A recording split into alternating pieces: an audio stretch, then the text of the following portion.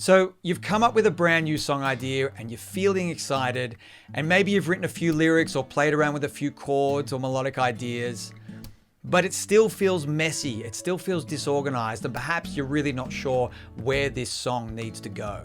This is one of those perfect moments where choosing the right song form can make all the difference. So in this video, we're going to talk about the two most common song forms in music, how they work, and most importantly, how you can choose the right one for your song.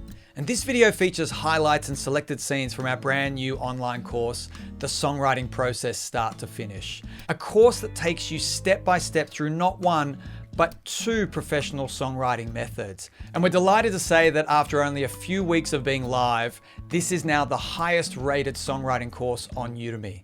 So if you're interested, please check it out. The link is below. Now, let's look at how you can choose the perfect form for your next song.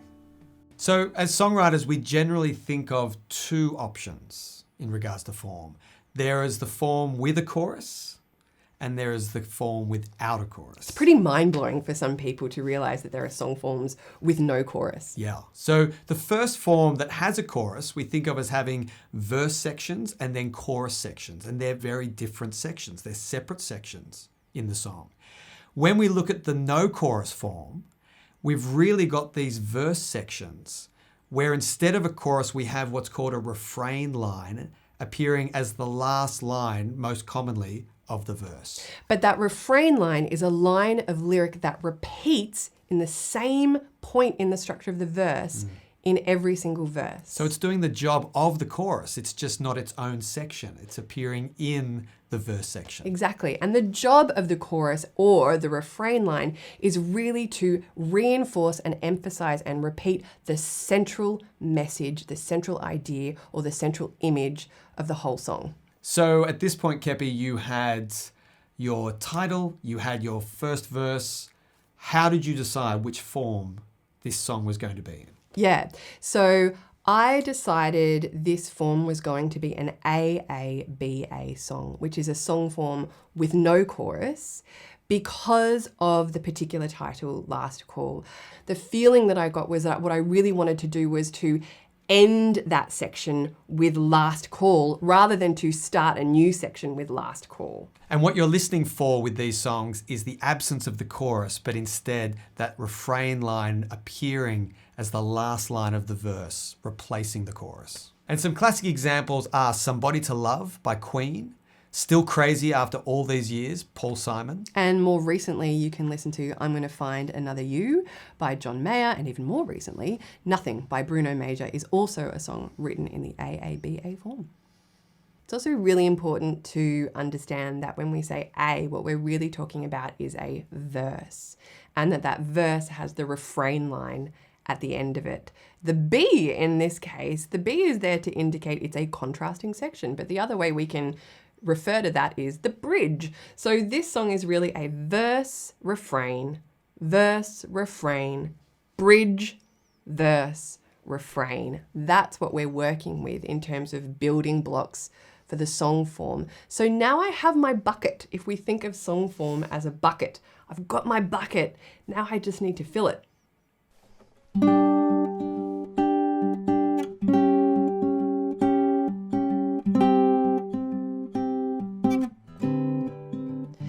It's the end of the night, the crowds have dispersed, it's just the smell of stale beer and half-smoked cigarettes, and there you are in the corner of the bar, saying just one more, I'm not finished yet. But all this reveling you do has a way of leveling you as you stumble and fall. Ooh, you stayed too late, past the last call. You're laughing too loud, talking at a shout, using the music as your alibi. Your charming quirks, yeah, they had their perks, but now the price has risen too high. I've done what I can, I I've played my hand. Oh, I've given it my all. Darling, when I hang up the phone, that'll be my last call.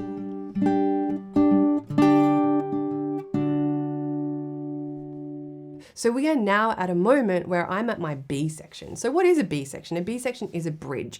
Let's talk about the function of a bridge and some characteristics of a bridge. The function of a bridge section is to provide a moment of contrast or variation. It is there to show a new or fresh perspective lyrically and musically. So when we say contrast, we're saying that you've been starting each of the A sections so far with the G major chord, and you've been finishing each of the A sections with the G major chord. This is a perfect moment, this bridge where we're looking for contrast, this is a perfect moment to start with a fresh chord, and that fresh chord is the E minor. Exactly, it's the relative minor chord. Oh, you're brittle, you're broken and feeling a little unsure, but this shadow is too dark to ignore. So all that's left to do is to finish off the form, to write this final A section with a final refrain. But this creates opportunities for us because it's the last one. It does. So our third and final A section is now a repetition of something we've already heard repeat twice, which presents that opportunity to introduce a variation that is now going to feel satisfying and surprising. So rather than the A section finishing in the same way with the same number of bars as the previous A sections, you're going to hear that there's a couple of extra bars, which gives me a few extra lines of lyric to really build to that final refrain line and have it really kind of land with power and impact. 2, 2, 3. You're sitting inside an empty room with an empty bottle lying there too. You're starting to see it's not you drinking the whiskey, but the whiskey drinking you.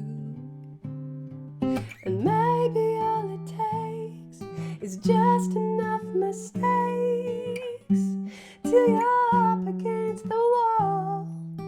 And grace is a train about to depart. So when you hear your name, baby, don't stop. Oh, you miss your last call.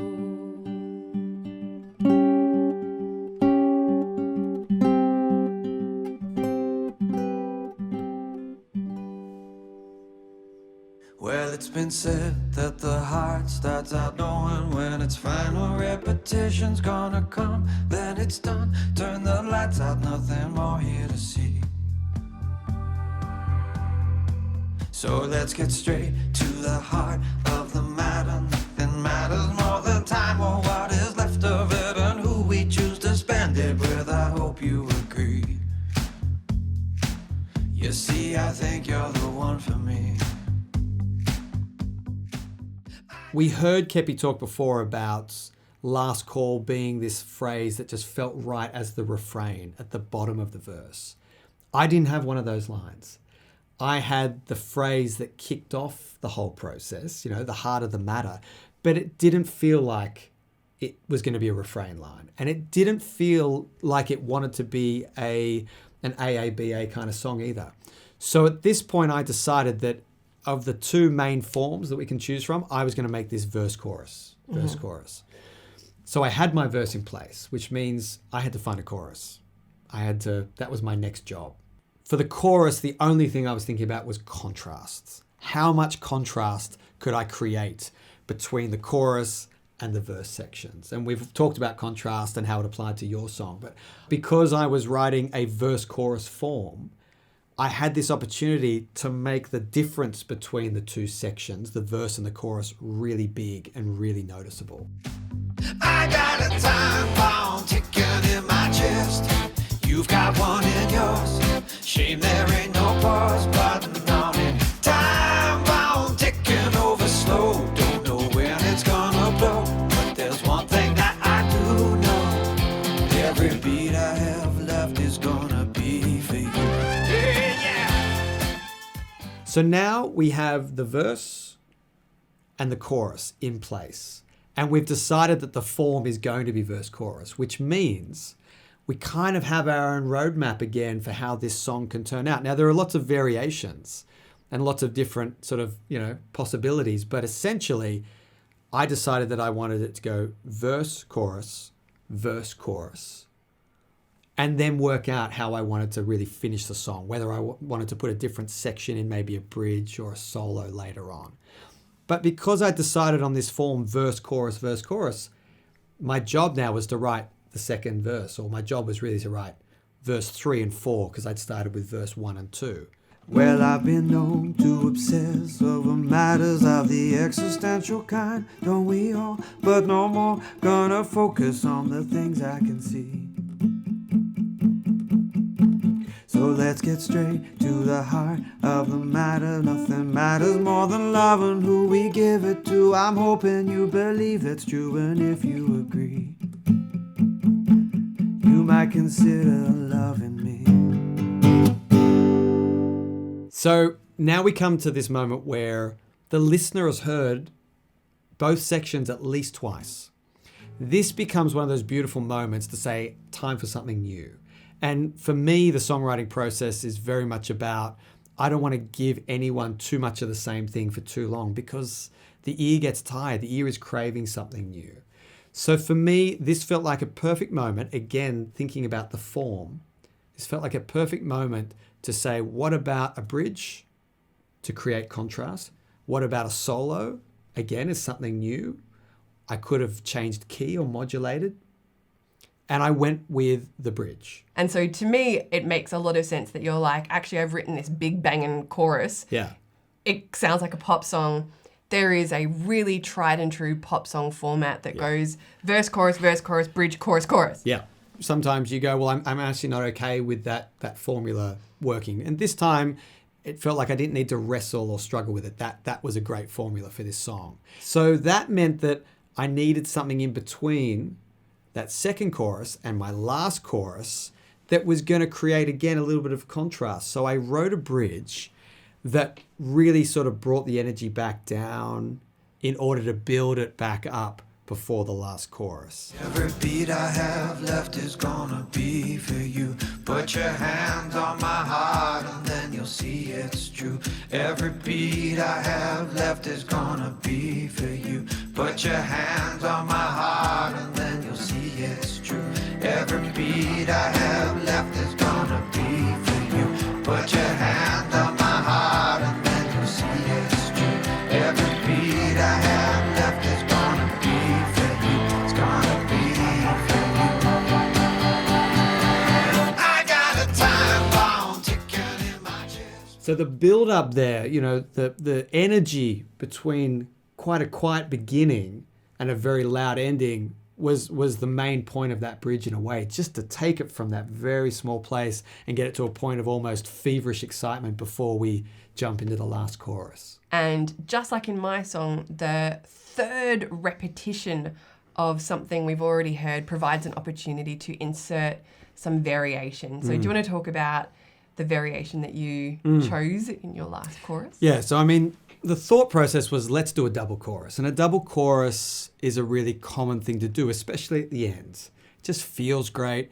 What I also want to do was to give people this lovely, elongated experience of this double chorus. So I decided to give a little interlude between the two choruses, almost like a little musical moment where I still took elements that we've heard before and I just used snippets of them in the arrangement. And it just lengthens that final double chorus in a way that for me was very satisfying when it finally lands. I got a time bomb ticking in my chest.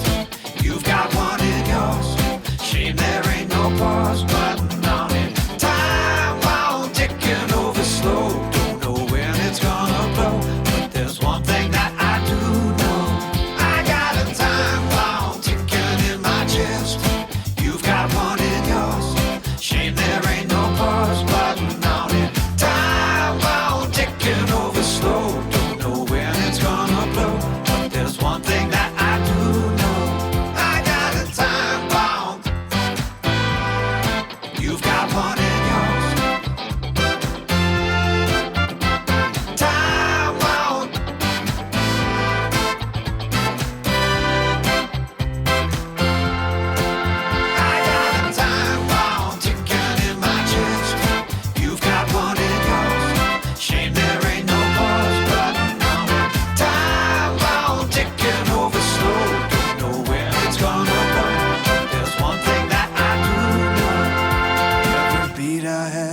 best is gonna be for you.